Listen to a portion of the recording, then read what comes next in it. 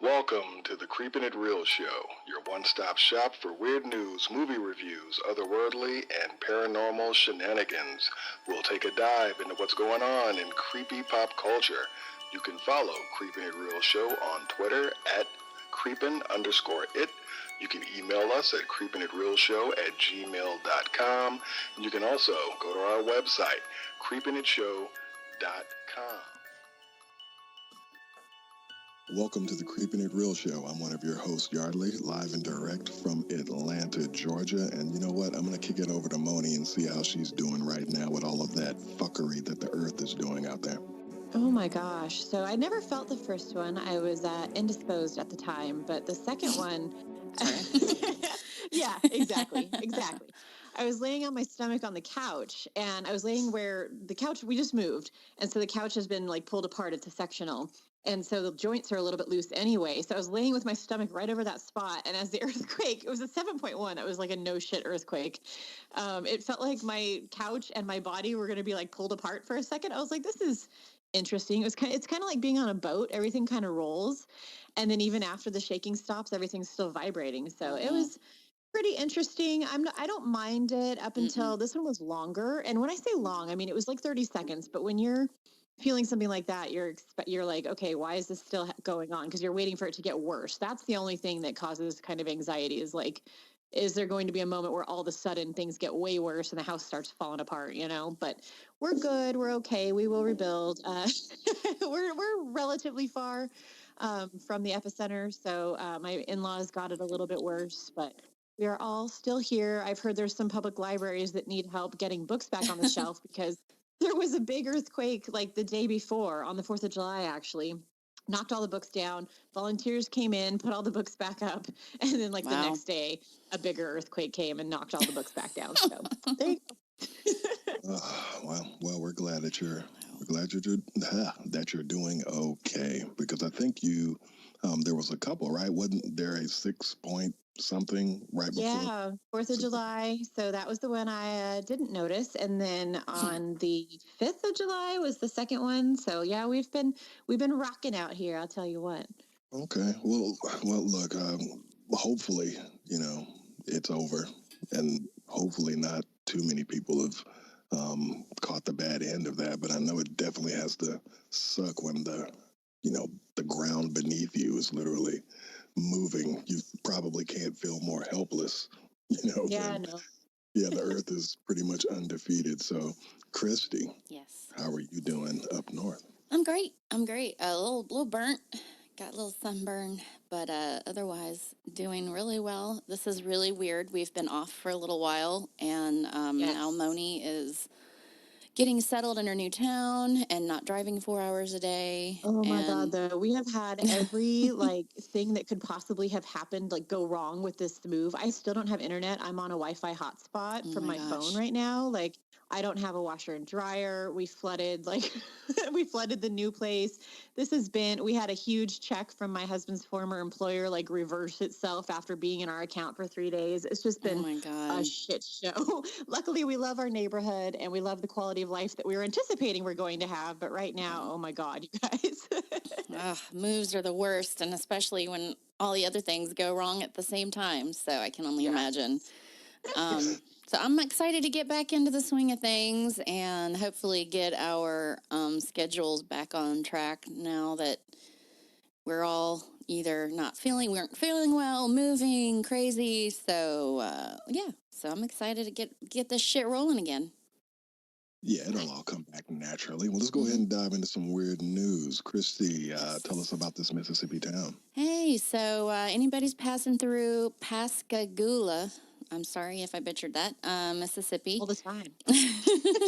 You can stop and see a historical marker of an alien abduction from 1973. I had not heard this story before, so usually I have heard most of the UFO abduction stories, but I have not heard this one. In 1973, 2 men in Pascagoula claimed aliens pulled them on board a UFO, examined them for about 30 minutes, and then returned them to Earth. After that, they apparently never... I did a little bit more research than what's on this story, but this is a pretty good wrap-up of the details. Yeah. One of them did pass away in 2011. And the other one published a book in 2018 about the experience, and it has become, I guess, an interesting or a popular book. And now I don't remember what the book is called, but I did look it up. You can look it up too. So anyway, there's both people never never wavered about what happened, never wavered about the details. And then even other witnesses have come forward and corroborated some of the details. But you can go and see right next to this river where they were supposedly abducted. And yeah, so interesting little side stop if you're ever driving through Mississippi. Yeah, Nice. historical marker. That's pretty interesting. But you know what? When it's that serious, when people are putting markers down, people really feel a certain type of way about a certain event. So Yeah. that's definitely, maybe that'll draw a little traffic there. I'm sure that was their intention. They must not have a lot going on if they're marking a abduction, but hey, I think it's fantastic. So go for it. All right. So to move on, Moni, what do you have for us? So, little PSA, I love me some reptiles. I'm not one of those ladies who's like scared of snakes and this and that. But that being said, and no, don't misinterpret, I'm not a snake race. Ha ha ha. Anyways, but this is, Australia is a scary place also, but don't do things on a dare that aren't a good idea. Basically, this Australian man was dared at a party to eat a gecko. And again, snakes, reptiles, turtles, there's a reason why you're supposed to wash your hands after handling such creatures is because they have specific bacterias that can kill humans or kill like gestating babies, that kind of stuff. And this guy basically at a Christmas party, he was challenged by a friend to eat a reptile and he ate it. Everybody witnessed him eating it. And eventually, within 10 days, he had started experiencing extreme pain in his abdomen. And he died. He was a healthy dude. And they basically, the reason why it's coming out now is just because they finally got all of like the death certificate information out, autopsy reports. His entire body was like rotten from the inside. Ugh.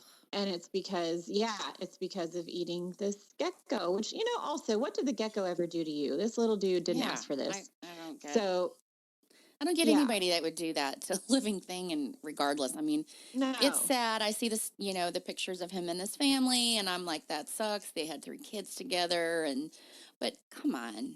I mean, Yeah. why would you do that? Again, for me, that's like Darwinism, Yeah, absolutely. I bless your heart. I have a pet gecko, and I could never imagine eating Smith like ever. I know. So That's so sad ridiculous. too. It's not like the worm at the bottom of your tequila or whatever. Ugh, Like you're no. not supposed to eat that. He had green bile, black urine, and extreme stomach bloating, and his lungs filled up with fluid. So there you go. They said he rotted from the inside out, and don't do that. That's the moral of that story. Yardley, would you do that on a dare? No, I was just wondering. I wonder what the person who dared him to do it is feeling like kidding. about now. But Well, if someone dared, on the other you, hand, I mean, I could see feeling guilty, but I could also be like, well, you're an idiot because you did it. So, I was just kidding, bro. Like, Yeah. we don't need to double my down. gosh. Sounds like a Well, really yeah. painful way to die, that's for sure. Well, there's always one. There's Yeah. always somebody that Yeah. we'll be able to talk about on this podcast. Now I'm with my kids, I'm gonna be like, instead of if somebody jumped off a cliff, would you? I'd be like, if somebody ate a gecko, would you? To prove my point, you shouldn't do things that other kids are doing. Well, with July in full swing, we just had the 4th go by, and pretty much what generally coincides with this time of the year is Stranger Things, and it was released on July the 4th. I actually had nothing to do on July the 5th, and I actually, watched the whole season 3. And I've got to say that this is probably my favorite season. I was kind of down on last season. I thought the first season was cool because it was new. Mm-hmm. I thought that they really found their footing in season 3, mainly because they actually found a way where everybody got their due. It was a decent amount of time between all of the characters, even the new ones that they introduced. I thought it felt really balanced, and I felt like the pairings that they had was one of the biggest benefits of this season. So if you haven't seen it, or any of our listeners have not seen it, I highly recommend season 3 of Stranger Things. I'm on episode 3.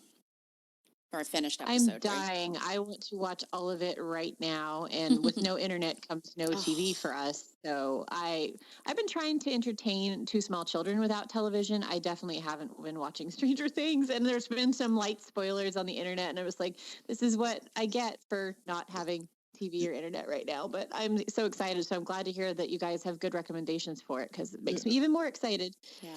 I'm Well, glad. if you have That's Wi-Fi, can't you just download it? You can download the episodes from the Netflix app. I guess I would have to watch it from the computer. I don't know. It'd be tiny. We'll see. I kind of want the full experience on my giant TV, and I'll have it this week, so we'll see. Cool.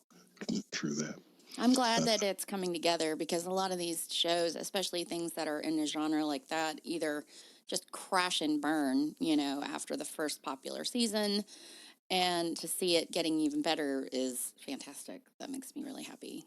Yeah, I mean, I'm pretty sure once everybody's seen it, somebody's going to want to do a review of it. I think it's pretty solid. I would say stay away from spoilers, but quite honestly, probably all bets are off. Probably starting. Yeah, I get that. I'm not going to be one of those people that's like, oh my God, you posted a spoiler. Like, oh my God, I haven't watched it. And how long have I had? Like, seriously. I mean, even probably the biggest spoilers that you could get, if you find out about it, it's not going to necessarily ruin, Exactly. I'm still excited to see how it gets to whatever. So. Yeah, I mean, we've been victims of being spoiler shamed for, talking about a season of a show that literally the almost entire season's over. So we've learned we're not going to bitch if we end up in the same position. Right. Well, I can tell you what, the Chucky 2019 review that we're going to do later on is definitely going to be spoiler ridden. Mm-hmm. But Christy, I see that you're another person singing the praises of Chernobyl, which was on HBO. Yeah, I watched it. I'm late to the party. Sorry, everybody, but it was really good. I didn't know what I was expecting. I remember this happening as a kid. It was not a lot of, I didn't watch the news a lot when I was like 10 or 11 or whatever, but I do remember this happening and, listening to my parents talk about it. So it was an interesting, just what happened and the mystery behind it. I had no idea that they didn't know for the longest time what happened. That was really interesting to watch. And I think that, I did a little bit of research after watching it, and they were very upfront about the pieces of the show that were not 100% online with the story, but they were really respectful, I think, of the story. And it was really good. It was very sad, and just watching these people lose their homes and lives, and it's pretty intense, but it was really good. I enjoyed it. I really enjoyed that show, as you all know, and the strength of the Russian, centric, how much pride they had, and how they weren't going to admit to anything until Germany was like, hey, we see a black cloud floating over, hello, what's going on there? That part, the politics was just amazing and terrifying of how much they really valued keeping it under wraps and keeping it a secret over containing it, saving some lives, figuring out what they could do to save the environment for the next 100 years after this. So I'm super obsessed with, I don't know why I'm so interested in Chernobyl and everything that happened and in the aftermath. And I would love to visit today if it was safe, which it is not. Dummies, don't go visit because people have been doing that. But I want to do a future show on the actual story of Chernobyl. My turn to pick the show theme is actually the next one, but I'm not going to be doing Chernobyl because I want to do a deeper dive. Yeah. That being said, though, there's a kind of a fun horror movie. I think it's actually just called Chernobyl. Mm-hmm. It's from, I want to say 5 years ago or so. And it's pretty fun. It's basically what would happen if you went to visit, and not only you have the threat of, the exposure to radiation, but also what kind of freaks could be living out there and might be killing you and picking you off. So it's just kind of fun. It's a bunch of hot people dying. It's good times. I would love to have some people contact us who are listening. I'm looking for some good indie horror. I usually get a pretty good list going for each year, and I'm struggling this year. I'm not seeing a lot of independent horror movies that have been out this year that are very good. I did watch Hole in the Ground, and that was good. But anybody know of any good ones? I would love for you to contact us either on Facebook or Twitter or my Instagram or whatever, and give us some good tips, because I'm itching for some good independent horror movies, and I like to support them the best I can. Yeah, hit us up, because actually that's what I want to do for next week is upcoming horror movies. Just kind of talking about what's coming up next, because it's easy for me to put together. But if people want to contact us between now and then, we can definitely add your suggestions to our list. Yes. Also, real quick, we've just totally taken this show from Yardley. Sorry, but he's like, hello. You just take the wheel. I have been listening and am obsessed with this true crime podcast. If you guys like true crime, or literally it's horrifying to listen to, it's called Southern Fried True Crime. And she's got this lovely Southern accent, but also it's a lot of stories that I have never heard of that are horrifying and awful. And she does amazing research. She did one about a fire in New Orleans at a gay bar, and literally 5 minutes in, I was already crying. Like, it's horrifying and awful what happened, but that's, I think, the last one. I think she did that one for Pride month, week, whatever. But her stories are amazing. So if you are looking for some good true crime podcasting, then you got to check her out. I will. I've been looking for something new, so thank you. Yeah, same here. I'll definitely check it out. So if y'all are ready, let's go ahead and dive into Child's Play 2019. The movie wasn't that long, so I believe we'll be able to kind of breeze through this. But let's talk about expectations. So, we've talked about this in previous podcasts, leading up to it. It was at least a property that we were all interested in checking out. And as I stated before, for me, the bar was just don't be worse than a lot of, other Chucky movies. For me, it went past that bar. It definitely wasn't worse than a lot of the other, Chucky movies. Of course, these are two totally different things. Christy, what were your expectations? As I wrote, I was cautiously optimistic. The technology thing really piqued my interest. I liked that better than the whole demon, whatever possession, whatever from the last story. So yeah, I mean, I went into it thinking, like you, it can't be worse than the ones from before, and intrigued by the way that they were going to make this doll evil, because we all know that's basically what the story's about.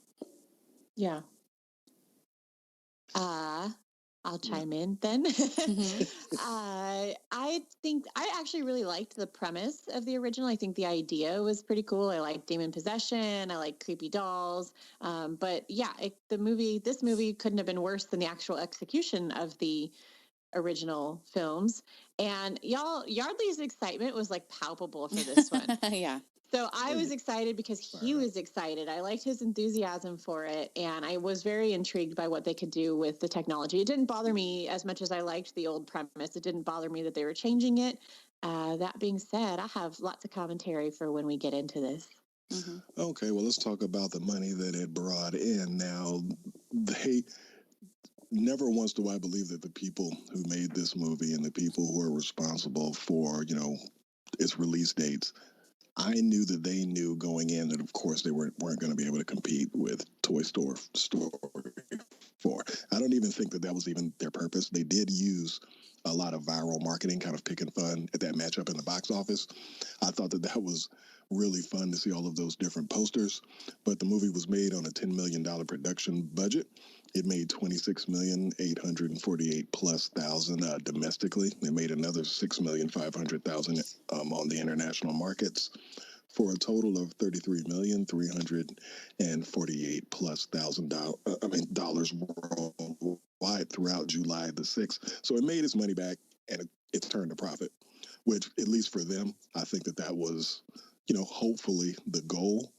Um, I actually think that a lot of the projections that they had were lower than actually what came in. I think that they took into consideration, Toy Story 4. And then I think over the next couple of weeks, you have Spider-Man and all of these, Midsummer, all of these other movies coming out, which is pretty much is going to try to push it back. But surprisingly, it's been hanging in there. And I think like third place. I don't think that Midsummer, which is a movie, I don't know if either of you are interested in, going to see that. That one didn't do good at all in the box office. And I don't know heard if about it, but I haven't. Yeah. Honestly, I didn't see a lot of, and maybe that's just me not seeing it. I didn't see a lot of marketing for that movie. I don't even know No. what it's about. I heard somebody watched it and said it was Isn't it about a good. cult? Isn't it about a cult or something, Moni? Do you know anything about that? No, I like I said, I've been way out of the loop the last couple of weeks. Yeah, that's right. You've been, it's been a Surviving. lot going on in your life. Yeah, absolutely. But, well, it turned a profit. And, by the time the movie is over, they kind of left the window open for there to be another one. But y'all want to just go ahead and dive into this thing? Heck yeah. Yeah, let's do it. All right. So the film opens up at a Caslin Industries assembly factory where they make the Buddi doll. So it's out in Vietnam, and we see this male employee getting chastised by his boss, and he ends up getting fired for daydreaming. So the boss pretty much thinks, hey, he's not working. I don't know how the hell the supervisor would think that you're not doing any damn thing. This guy's literally Yeah, it was kind of thin.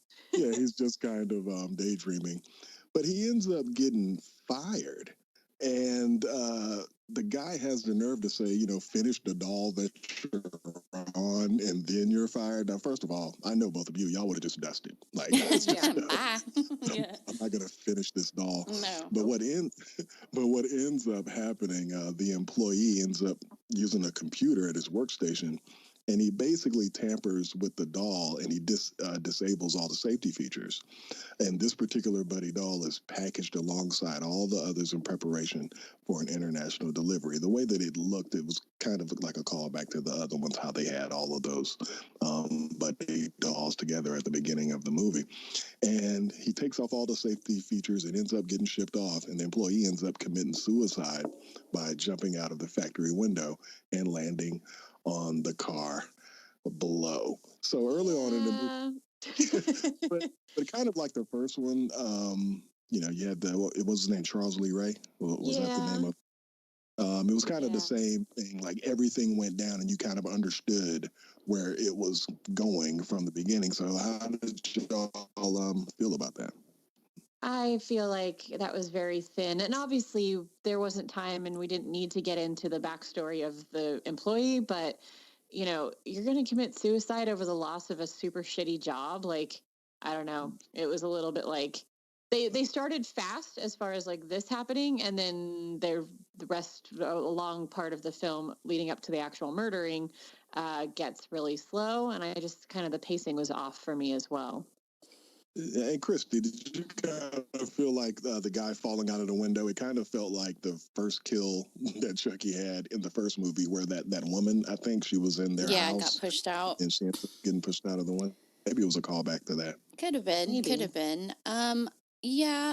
I mean, I understand they're over there, losing your job. And, I mean, they respond a little differently to things, but it was a little excessive, but I mean, I was willing to kind of be like, okay, whatever. I mean, shit happens and people kill themselves. So let's scoot along here. Interesting way they decided to introduce why how the beginning of this happens, I guess. Like the way, instead of somebody hacking into the doll or something like that, it ended up being just a pissed off factory worker. So I thought that was interesting. Okay, so we kind of bounce over to Chicago, and a Zenmark clerk named Karen Barclay, who's played by Aubrey Plaza. I've been Love seeing her. her in a lot of different things. Hmm. Yeah, lately she was even on Hot Ones a couple of weeks ago, so that was pretty interesting. So her 13-year-old hearing impaired son Andy, they're settling to their new apartment, where Karen encourages Andy to make new friends as she works to prepare for his upcoming birthday. So, in an attempt to cheer Andy up and make up for the unease caused by their move, sort of like Moni's, as well as the presence of her new boyfriend, Shane, Karen blackmails one of her colleagues in order to procure a refurbished Buddy doll and present it to Andy's early birthday gift. Now, with this,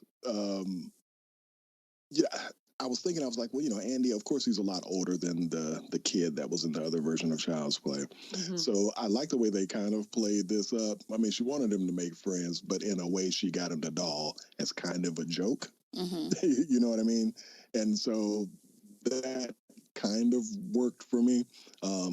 Because that was one of my main things. I was like, wow, you've kind of upped the age on this kid, so what are you going to do with it? And I kind of like that it was kind of a joke. And to be honest with you, an AI doll would be kind of something cool to screw off some time or whatever. Yeah. Sure.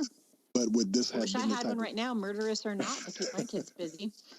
of so when we get around to Andy actually trying to activate the doll, he tries to name it, and there's a little bit of a glitch, and it names itself Chucky, and it becomes very attached to Andy. So as the two bond, he helps Andy to befriend two other children that live in the building, a girl named Phelan and a boy named Pug, and he even uses Chucky to kind of scare his mother's boyfriend, who he does not like, a lot with the doll. And those instances in the movie were kind of funny, but over time, Chucky kind of begins to display violent tendencies. He Hmm. strangles the Barclays cat after it scratches Andy.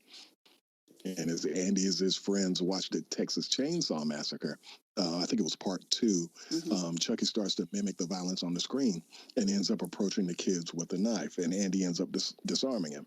So this was something that I really wanted to see what y'all felt about it, because I thought the concept of the doll with the safety features off, its main protocol is to, be Andy's buddy and to be Andy's best friend. So it wants to do all of the things that are going to make Andy happy. And I Yeah. thought that the cool thing about this doll is it learned it's not necessarily evil.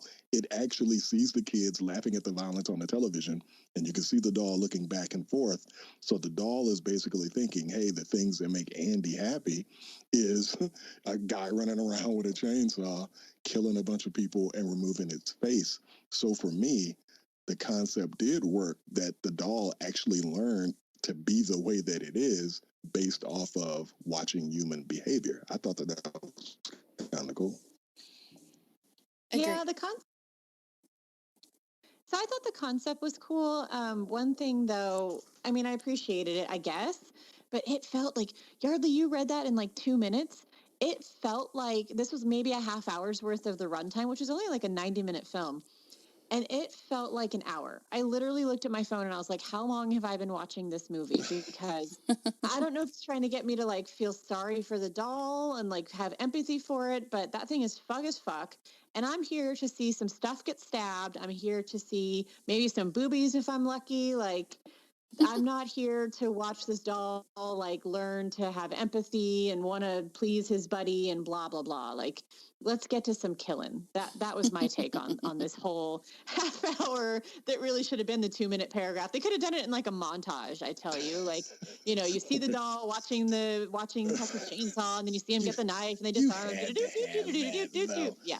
But you had to have that. But even in the first Child's Play, I don't think that the first kill came too early either, though. So maybe that's a little something else. So, Christy, were you kind of about to fall asleep like Moni up to No, this point? no, I was. I mean, I was interested to see like how this was going to happen from just being a doll to then start killing people, just because based on the concept of what they were going with. I have a hard time, and I don't know if this is too far ahead, but the mom just locking the doll in a cupboard after it killed the cat. Like, Agreed. come on now. That thing would be fucking ripped apart if it had killed my pet. Oh I'm my just gosh. saying, like, no, we're not just going to lock it in a closet. That's definitely something consistent that kind of goes on regardless of which Chucky franchise Yeah. you watch. You're like, you should have been throwing that shit out. Yeah. And, having done your thing. Yeah. But you mentioned the cat, so let's talk about Andy Sorry. coming home. He ends up finding out that the cat is dead. Chuck admits to murdering it so that it wouldn't hurt him anymore. Further antics eventually cause Karen to lock Chucky in that cupboard that Christy can't stand, and I can't either. It's just so dumb. And Andy's, he's of course At he's least they pleading spent 10 minutes going and checking the cupboard and declaring something actually fucking happened. At least they went through that. So of course, a devastated Andy pleads, but Chucky ends up escaping and terrorizing Shane some more, and it leads to Shane actually confronting Andy. And I think at this point we all know where this is going. I mean, could he have been any more of a stereotypical dickhead? Like that's the other part that bugged me about this movie is Shane is like stupidly much of a dick. Like you can't. Yeah. Couldn't they have just been like? He didn't have to be so stereotypically bad, if that makes any sense. It was just that part. You look at the mom, and she's supposed to be a sympathetic character, single mom, and you're like, she's still choosing so poorly the men that she brings around her child and her family, this desperately lonely child that she has. Yeah, like, who can't hear, come on. It turned into a drama instead of a horror, honestly. And also, just looking at them two as individuals, they just didn't seem like... they would be the type that would be together. He was a little bit more, a little bit more buttoned up. Neanderthal, too. Like a little bit more than she was. Woman, get me beer. Yeah. Make me a sandwich. Absolutely. Make me a sandwich, get me beer. But you know what they were doing. They were going all in, so you'll be totally pissed off and ready for him to get mashed. Totally. Later on. But damn, I just kind of felt like it was just too much assholery. Like, over the top. Yeah, but I just didn't feel like her character would put up with that. She just didn't seem like somebody that was going to put up with somebody that big of a dick. But I mean, what are you going to do? You say that about everybody who puts up with people. That's true. That's true. I mean, so to me, that's playing pretty accurately in a lot of different cases, unfortunately. But after overhearing Andy's pleas for Shane to disappear, Chucky follows him home, of course, where it's revealed that the douchebag Shane... I forgot about that. Oh my God. I forgot. He had another family. So the whole time he was like cheating with Karen. Jesus. So Shane's outside taking down some Christmas lights, and Chucky ends up frightening Shane, and he ends up falling and breaking both of his legs. And then you see Chucky. I know. And then you see Chucky activating a tiller, which runs into Shane's head, pretty much killing him. But what was dope about this was the fact that he couldn't walk and the tiller was coming, and he was holding the tiller with one hand, and fucking Chucky was standing on his chest with that knife.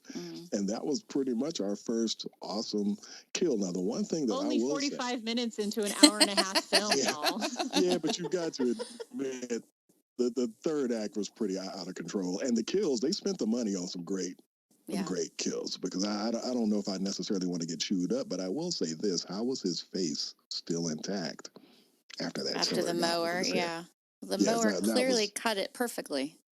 But I think probably at this moment I can see both of you pretty much cheering that Shane was no more. Yeah, I saw it coming a mile away. Oh my gosh, yeah, and so we finally, and now of course Brian Tyree Henry is in this, and he actually lives in the same apartment building with Andy. He ends up showing up. He's the main detective, and Detective Mike and his partner Willis, they begin to investigate. So Andy's friends Phelan and Pug, they end up deciding to disable Chucky and dispose of him in the garbage. The building voyeur, apparently, as it's revealed, and the electrician Gabe ends up intercepting the doll that they threw down the trash chute and takes him into the building's basement to refurbish him again and prepare him for an online sale. And what is up with, have y'all ever lived in a place where everything went down a garbage chute? No, it sounds like magic. I want one. Kidding. No, I don't have to go outside or anything. I visited, I mean, like when we go to like our condo and we go to, it's not ours, but we visit building in Panama City Beach, and they have these where you just throw the garbage down the trash chute thing. And it's lovely. You just walk outside your door, there's a little door, and you open it up, and it all just goes bye-bye. Now, something that I didn't mention earlier, of course, after, when we were talking about how did his face come off with it getting shredded up by the tiller, Chucky ends up having removed his face and delivered it to Andy as a gift, which really sucks. So that is what kind of jumped off Andy and his friends, Yeah. wrecking Chucky and throwing him down the garbage chute. Finally, somebody's doing something that makes sense. It's the kids that got to do it, but why the garbage chute? Like, that's not far enough away. Like, you've got to, it just seems like once you get that face and you see that shit, and then you're already saying, oh my God, this doll is potentially doing all these crazy things. I just don't know if I have faith in the garbage chute being the abyss that Moni thinks that it is. Well, yeah, and that's why that's another complaint for me. This wasn't slashery enough to just be a straight slasher, and it wasn't serious enough for me to give a shit. And that was the thing too, is it's just like once you start making choices that don't make any sense, once you get a little squad of little kids that are trying to run around and deal with it, it's just like you can't take it seriously, which is fine, except for that, again, you don't get any slashery until 3/4 of the way through the film. I don't know, just it's invalid. That's what I say. I think in the kids' defense, I think for them growing up with this thing that is a trash can, and it's probably pretty permanent when their trash is going down there, so they're not really thinking the doll's going to be able to get out of it either, I guess. I mean, it's kind of like when you live in an area like, I'm assuming this is supposed to be in like New York or Chicago or whatever, but a lot of people on top of a lot of people, and this is their little world. And so, yeah, they throw it away and go, now we never see it again because it's gone, like just like our trash, moving on, instead of thinking that it could somehow get out of there in some way, which, of course, ended up happening. So Gabe, the electrician, once again, so he's trying to refurbish the doll to sell it online. And of course, he repairs Chucky. And now that Chucky is fully prepared, he shows his ability for the first time to interface with other Caslin products. And he ends up tormenting the electrician before mutilating him with a table saw. He ends up turning the pipes hot, turning the thermostat up. On to him. That was cool. And I have to say, when he fell on that table saw and you just saw the pieces, I was like, glory. Like, that's what I was waiting for. Just like Moni. And I thought that the gore, to be honest with you, the gore was pretty damn good in this movie. Like, they picked their spots and went all in. Yeah, I agree. Sure. I agree. There was some pretty good takeout pieces as far as, like you're saying, like the tiller and now this, and bless that old lady's heart. Yeah, it just they did good with the kills when the kills started happening. Yeah, and I don't know if I could go out like that. Like, I don't care how hot that pipe is. I'm going to be able to swing my bloated behind away from that saw somehow. I don't see Moni going out like that. No, and wouldn't your hands, this is gross, but wouldn't your hands sort of like melt to the pipe eventually so you wouldn't be able to let go? I don't know. Yeah. Well, no, the skin will slide right off. That's too easy. But, God, you guys. I'm looking at my eggs I ate this morning, and I'm like, ooh. Yeah, but I'm just saying. I'd be swinging. I'd be like, look at me. Absolutely. I'm a trapeze artist. Yeah. So he hits that table saw, and of course, it's really gross. He pretty much explodes into a million pieces, which was pretty dope. Yeah. And so Chucky ends up making his way back down to the ground level, and looking like a broken doll, he ends up in the possession of another kid in the building, Omar, and he ends up, after a little while goes by, he ends up. Mike the detective, his mother needed a ride to go to bingo, and she used one of Caslin Corp's self-driving cars. It's kind of like an Uber. Even after seeing that, I want that. Yeah, I would totally use that. And of course, Chucky, with his abilities to interface, he ends up causing the car that Detective Mike's mother is in to crash, and it wasn't even quick. Like, she had the most long, drawn-out death of the episode, so she's basically getting slammed around.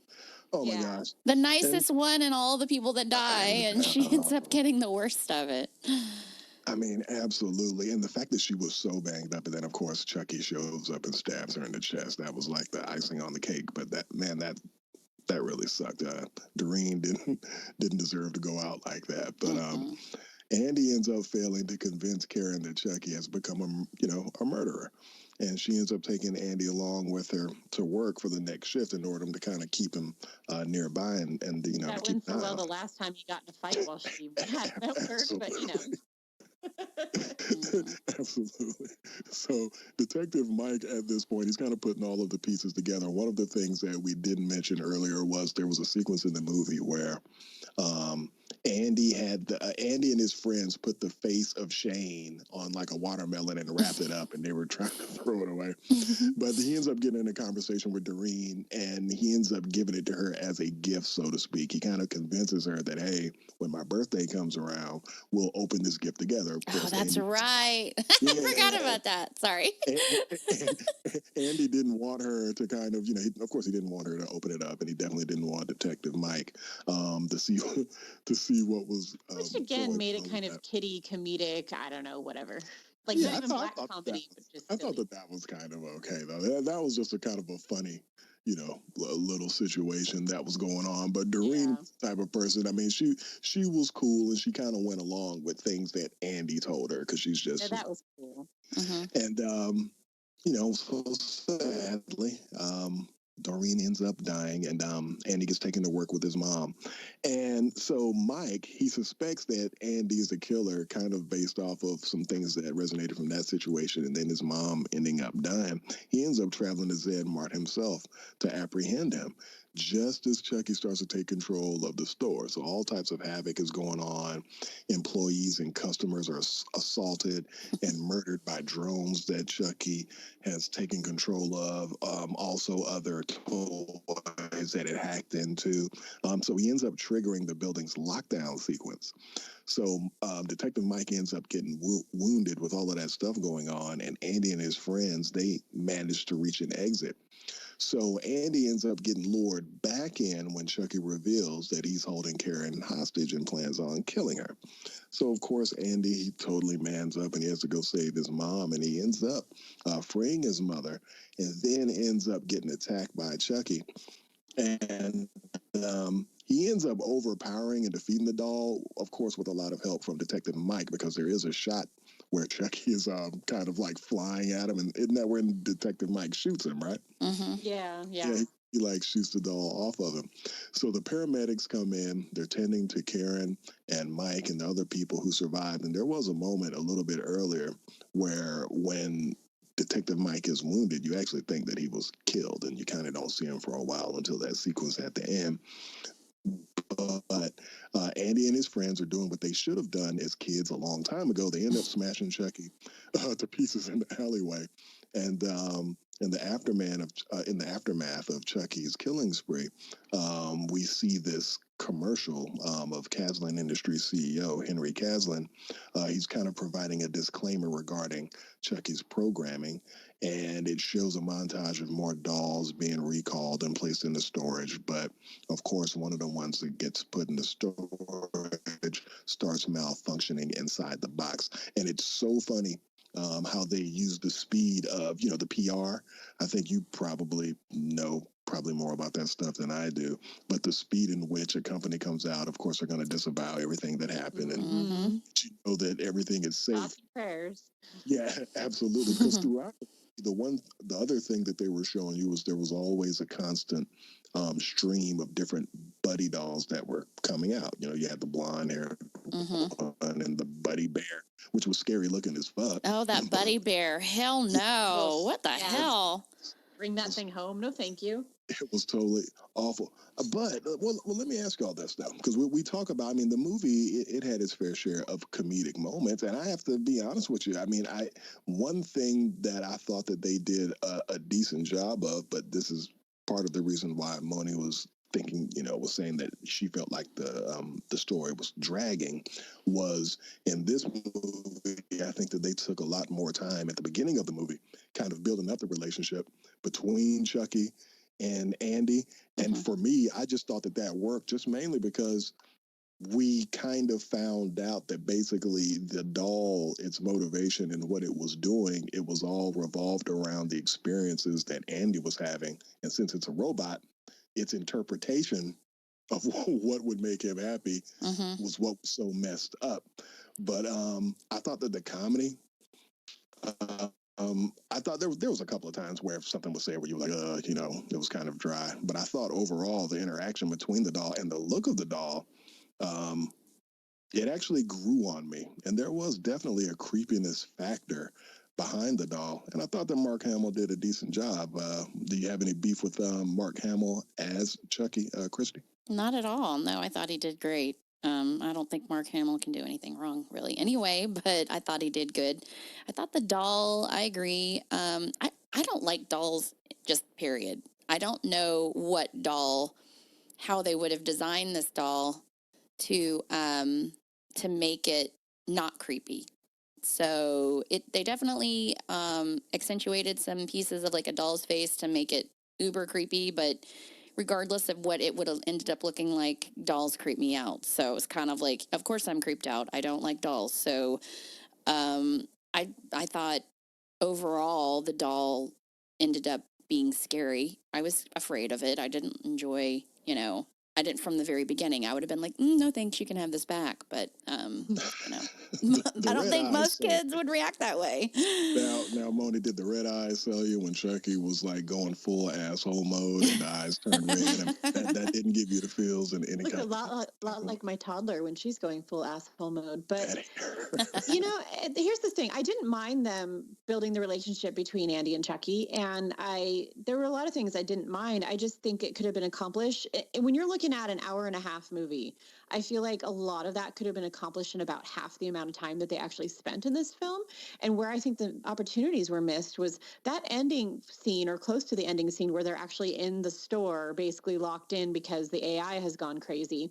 I realized that Chucky, the whole premise was he was a little bit damaged, this particular doll, so he couldn't control AI at first the way that the dolls were meant to be able to do. But I feel like there was a lot of missed opportunity when they actually started having everything in the store being controlled, Andy's hearing aid, all that stuff by the doll and the dolls as they all came to life and started attacking. That was way cooler. And I would have loved to have had, like, it was super dark in that scene. I would have loved to have had a longer scene of just mayhem being caused by all of these different dolls attacking people. And I mean, honestly, IRL, like he controlled the car. Okay. Like you could control drones, you can control, like he was doing the hearing aid, like you could do all kinds of shit out in the wild. Like if you were able to control AI, especially in a world like that, where they have the self-driving cars and all that stuff. Like, I just really think that movie could have done a ton more when you got rid of the demon aspect from the original film to make it an AI thing, make it just fucking everything up because it can control all of your life. I want to see people getting attacked by their vibrators, all that stuff that we've read about on the show. Budget, it's not a big budget for that. The only way I wished that the scape of the effects, kind of what Moni's saying, reached more people. But in my own fixing justification of why they did it this way is, for this doll, literally the only thing that mattered to him was this kid. So it was less impactful to other people because that's really anybody who was in and around him, were affected. But it could have been much bigger. They could have, like, maybe that's what the plan is for the next movie, because clearly there's probably going to be one. And they'll do something a little bigger on a grander scale. But I did walk away being disappointed about that there wasn't more damage done with the technology abilities that this doll has. I think you would have probably had to have found a way to extend everything that happened in the what was the name of that place? Zed Mart. They would have had to find a way to keep those people locked in. I mean, I'm with y'all. Like, I really did like the bears and all of those things, but I guess they could have maybe extended that out a little bit more. But I'm going to give them a mulligan because I know that the budget just really wasn't that much. So I know that they had to pick their spots. So us talk about some of the spots. I mean, let's just go around in a circle. What was your favorite kill, Moni? I'm sorry. What was my favorite? What? Hello? What was your favorite kill? Sorry. Oh, favorite kill. Gotcha. Sorry. I kind of liked asshole asshole boyfriend. You know, we see the supposed twist, which a lot of people might have argued they saw coming, as far as him coming home to his family after he's been hanging out with Karen, after he just told her, like, this is a you problem, not a me problem. Then he goes home and he's like Mr. Nice Parent, and he's like, I'm gonna go put the Christmas lights up, and he's bitching about that. And then, like, you see, like we said, he falls off the ladder, gets his legs broken because it wasn't a far enough fall, but now he's incapacitated. And he's in a watermelon patch, which was like the most really random thing. yeah. And Detective Mike is like, the white dude dies in a watermelon patch. Okay. Like, and then his head ending up on, you know, Andy's vanity table. I don't know. It was the first kill. It was well done, and I enjoyed it. Well, what do you choose? Do you choose to get your head grinded up, or do you choose the knife in the chest from the doll? I feel like the knife in the chest is going to be the faster way. Really? And then you can die young and leave a pretty corpse because your face didn't get mulched up. So that's probably the longer painful. True, but there's a little passion in it instead of just losing your head. Yeah. Well, all right. What about you, Christy? As much as I liked the old lady, I liked her death the best, just because I can just imagine being stuck in a car, like getting into a car. This was her first time, you know, trying out technology, and she was all proud of herself. And she, you know, learned how to use the app and was just, you know, like finally not dependent on her son. And then this goes and happens. And so I was like, damn, like that would really suck.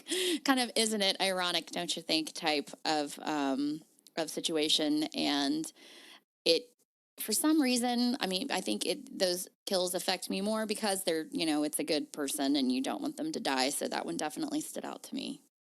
Okay, for me, it was totally Gabe, because when he was re-repairing Chucky to put online, then I found out that he had cameras watching Karen, Andy's mom, get dressed. I'm like, dude, you've just really set yourself up for something very horrific.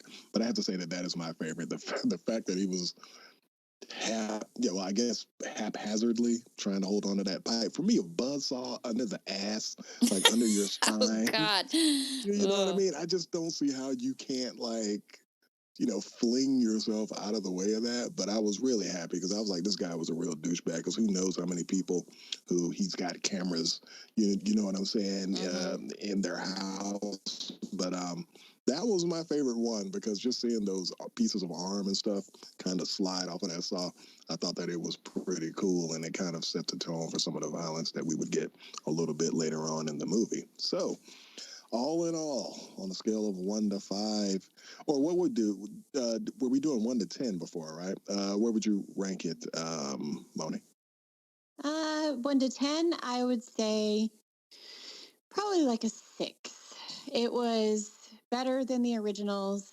It was way less fun than I thought. And I would recommend to listeners, especially having heard our spoiler summary here, that you could just skip to like the last half hour. All right, Christy? I would give it a 6.5. I walked away. I thought the ending was really cheesy. It just didn't seem, I don't know. They could have done better with the ending. I liked the kills. I didn't think it dragged. Wasn't my problem.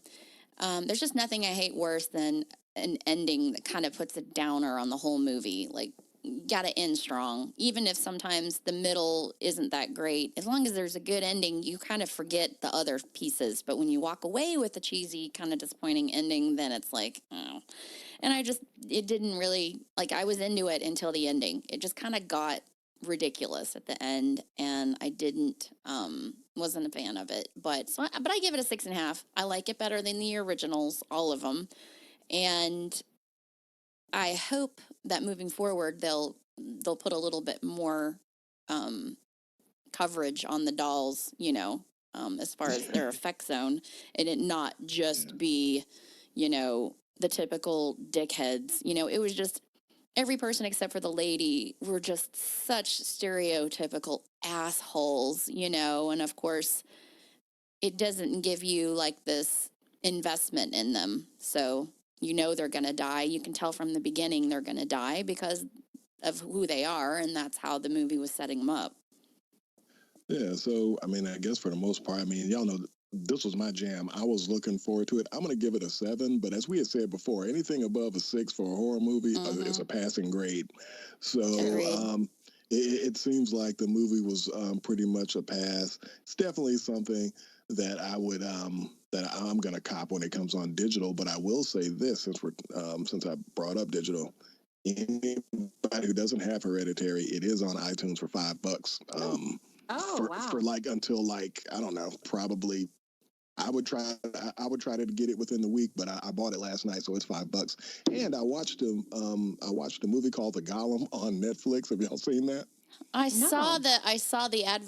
I was scrolling through. I ended up watching. Yeah, watch it. Is it good enough to watch? Okay. Yeah, watch it. It's surprisingly gory as hell. And okay. That was another thing that I watched. Like in my binge watch weekend, apparently was Gollum and Stranger Things season 3. But I do recommend that, and I forgot to speak on that when we were talking about recommendations. But this was fun, though. I'm glad that everybody at least got a little something out of the movie, and I'm excited to see what Moni has for us in the upcoming week. Moni? Is she gone? Did we lose her? Did she drop out? We might have lost her. Hold on, let me check. I haven't even looked. Are you there, Moni? Hello? What happened? Am I sure we're still on? Yeah, it's showing that she's still in the sky, but now she's running off of that tectonic plate Wi-Fi. Oh, that's true. All right. Well, we can just finish it for her. Yeah. Well, we'll just throw it in. Yeah. There I am. There you are. Sorry, guys. That just died. Wi-Fi hotspots, y'all. Where were we? I'm sorry. What did I miss? Just announcing again what we're doing next week. Actually, yeah. So I have a couple things, and hopefully my internet will hold out for that long.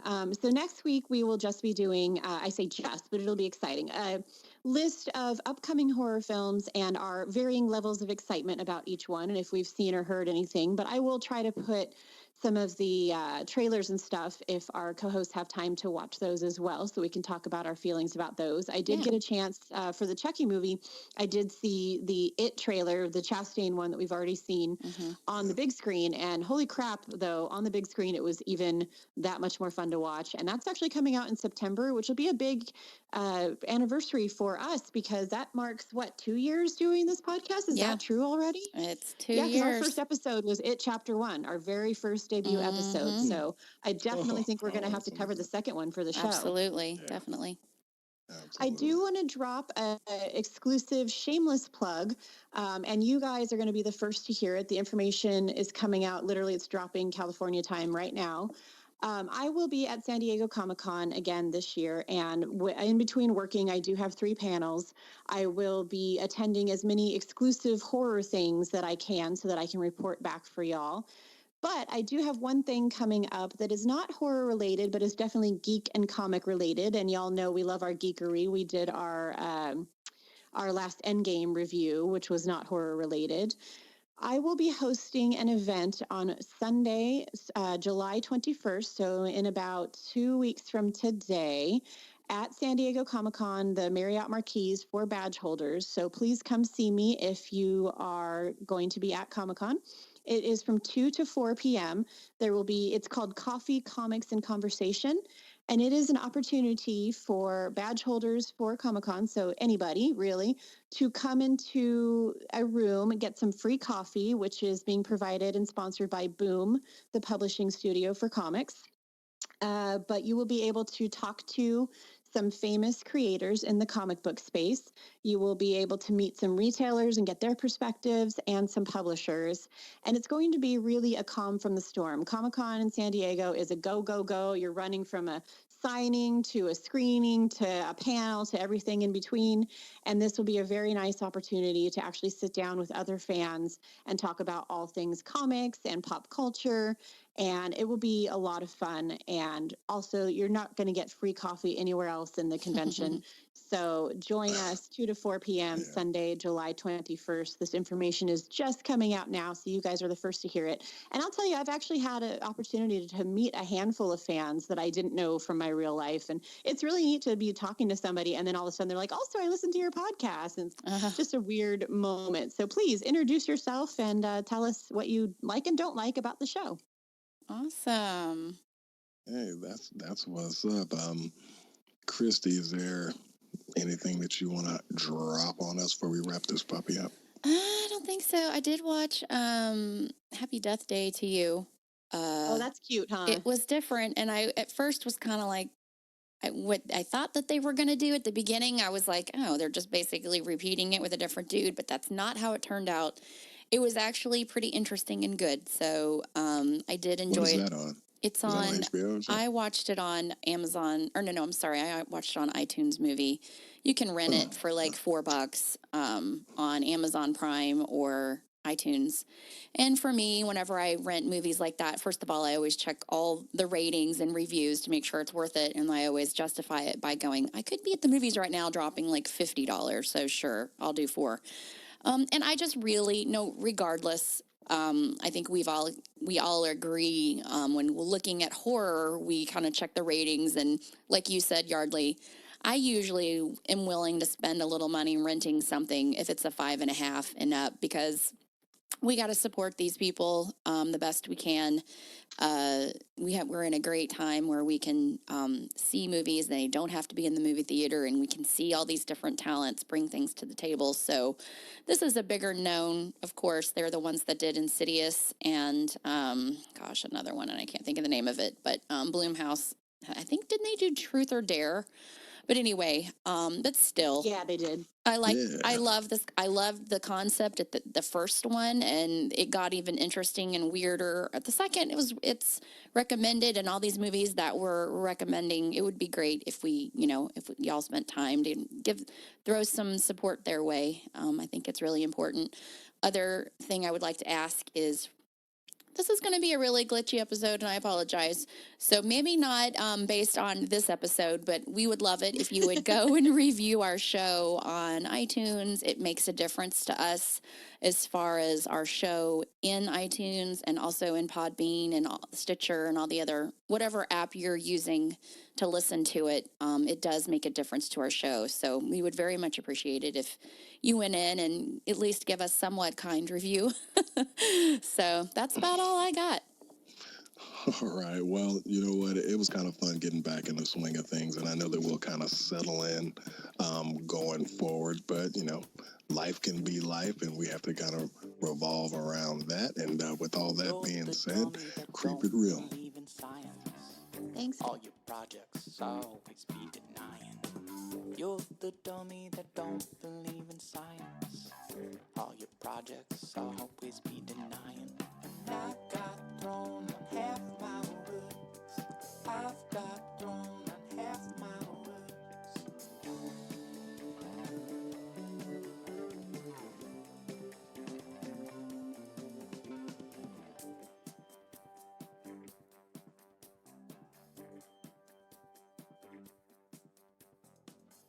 You're the dummy